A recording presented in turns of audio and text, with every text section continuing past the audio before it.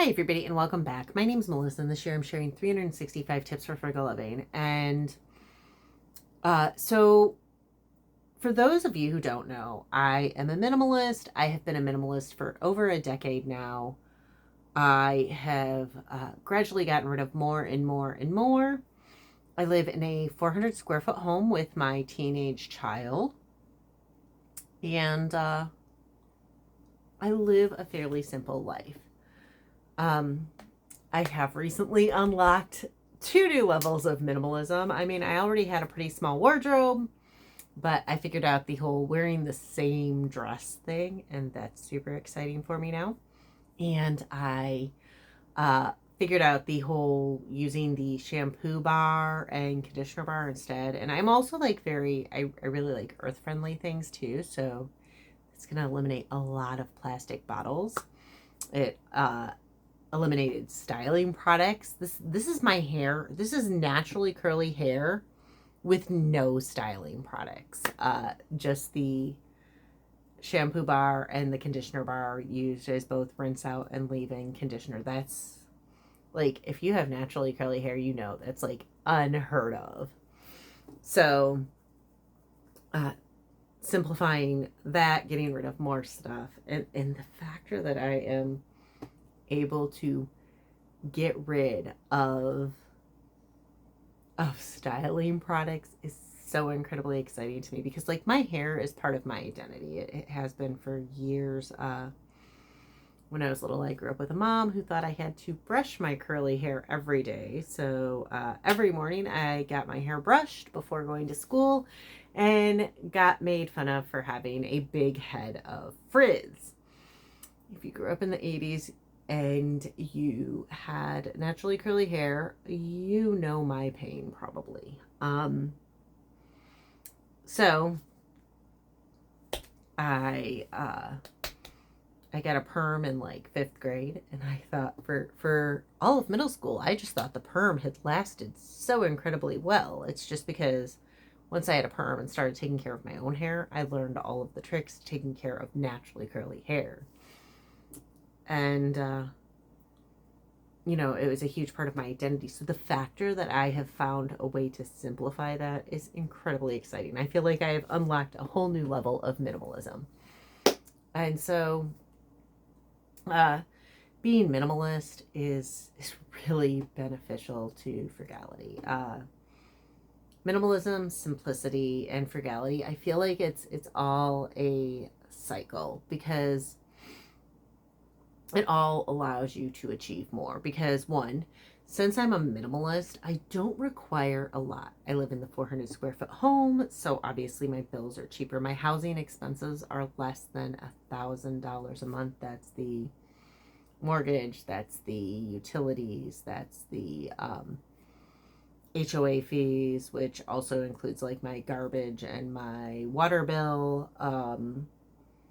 That's everything all in is, oh, and insurance, that's less than, no, okay, that's less than $1,000 a month. And in today's day and age, you can't rent you are hard pressed to find a place to rent for $1,000 a month. And all of my utilities and everything are grand. So that's huge with frugality, because I don't need to have a bunch. I have a more affordable home. I have more affordable everything. And that's huge. How else minimalism benefits me? Less wardrobe. I bought a lot of clothes this year. I'm not gonna lie. For me, I bought a lot of clothes. I bought 2 pairs of shorts, which were absolute trash. I think I did a video on that, on how things are getting so bad.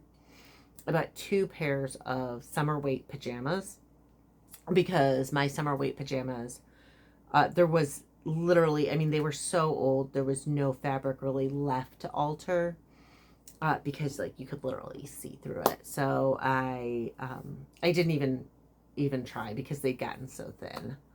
I did end up replacing those. I bought underwear and socks. I bought, I'm trying to think. Oh, and I bought a dress. That is a lot for me. Like, that is a lot more than oh, and then I bought slip shorts to go under said dress. So that is a huge amount of clothes. That is way more clothes than I bought last year when I bought zero clothes. I lost over 100 pounds and I did not buy a single art, or I bought socks. That's the only article of clothing I bought. So, being a minimalist, having a more minimalistic wardrobe, not needing a lot of clothes, not needing to constantly keep up with the trends, that saves me tons of money. How else? Living simply, simple foods. I cook a lot of my meals from scratch. And now I live in a neurodivergent household, so we frequently kind of will get stuck on these like food, whatever, like where we eat the same thing over and over and over again. I've had the same breakfast since May 7th of 2024, so like a year and a half now, May to June, July to August, yeah, in November it'll be a year and a half that I have had the same breakfast every morning. I have the same lunch most days, and then dinner changes. But lately I have been on we'll get on a kick. So lately it has been Monte Cristos. So every night I make French toast, and then I, add Swiss and turkey and make myself a Monte Cristo most nights. And then after I make my Monte Cristo, I make my kids French toast, and then he can have a Monte Cristo and he has French toast left over for breakfast. So pretty simple. And just so you know, I do have like fruit. My lunch is super minimal. It's like 2 apples and a couple of hard-boiled eggs. So it's not like I'm not eating any fruit or anything, just in case you're wondering. But I keep things pretty simple. Our food is pretty repetitive and simple. We don't, steak is kind of a treat, I guess. I mean, I don't know. I don't really like steak all that much, but every once in a while I'll get a hankering for it. And I'll have like a ribeye, a T-bone, or a filet, which are, I get it, like more expensive steaks. I buy them on sale. And I only have steak maybe once every month or two. So it's not like it's a huge deal. We eat a lot of chicken, which is an affordable meat. A lot of eggs for our protein. We eat our fruit in season. And so we keep it keeps the grocery bill low. So having a more simple minimalist diet also saves me money. And then I'm trying to think, like, just in general, not wanting a lot of things. I mean, first of all, I live in a 400 square foot home, so I don't have a place to put a lot of things. Like right now I have too much food. I know that sounds weird, right? But I've bought things on sale, and then like I go through these phases. So some of the meals that I eat a lot of are like I will cut up potatoes, and then I will roast them, and then I make like a chicken with ranch and bacon and cheese, like kind of a melty kind of a thing. So when I was on that kick, I found the bacon bits for $1. So I bought like 10 of those. So I've got a bunch of those. Because then as soon as I got the bacon, we kind of got out of the bacon phase. Maybe, you know what? Maybe I'll do scrambled eggs with bacon. And then I went through a potato and beans phase. So then I had all of that. So like I have a lot of food so that I could like make a ton of stuff. So I think I'm kind of at the point where I better not, because I honestly, I can buy my apples, I can buy my milk, but I need to eat what I have. So yeah, there's it keeps the grocery bill, because I have simple foods. It keeps the grocery bill low. because I cook for myself and eat more like minimalistic style, simple style meals. I don't have a bunch of kitchen gadgets, so that's more affordable. And then I don't want for a ton. I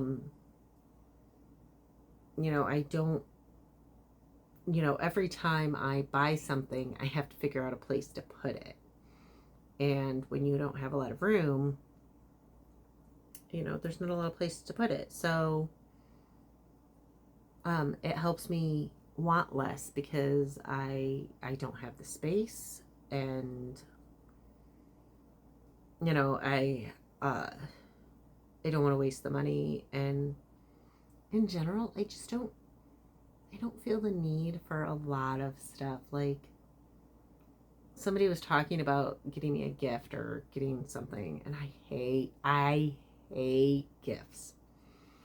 uh I hate when people buy me stuff, because then I have to figure out a place for the stuff, and it frequently is a waste of money. And most of the time, I don't want whatever was bought for me. So it makes life easy. And like right now, I've been getting rid of a bunch of stuff. I've kind of made a few changes, but really figure out ways that you can incorporate different minimalistic principles into your life. And I will warn you, once you start this journey and once you feel that freedom of letting go of stuff, it is so incredibly freeing. And you're going to kind of want to get rid of a lot of stuff, and you're going to start, you're going to just like, it's going to change how you think and how you operate. And as you get less stuff, you're going to realize you are so much happier not having to take care of a bunch of stuff. And the less stuff you have to take care of and the simpler your life is, like, it is so freeing, because you are no longer stuck in this, like, this horrible negative cycle. So you don't have to, take this huge plunge, but gradually start incorporating different aspects. And let me tell you, like I said, I've been a minimalist now for over a decade, and every time I unlock a new level of minimalism and figure out a new way to simplify my life that works for me, it brings me so much joy. I mean, I have so much joy over the simple hair routine and the dress, just because of the simplicity of it all. That, well, I mean, I guess I technically bought the shampoo, conditioner bars, and bought the dress, but I have so much more joy than buying a bunch of home decor or buying a whole new wardrobe would have brought me. So that's today's tip for frugal living, is figure out ways to incorporate minimalism into your life and simplify routines and and your daily activities, so that you can save money and find happiness and joy without all the stuff. Anyways, again, my name is Melissa, and this year I'm sharing 365 tips for frugal living. If you want to hear more, please hit like and subscribe, and I'll see y'all tomorrow.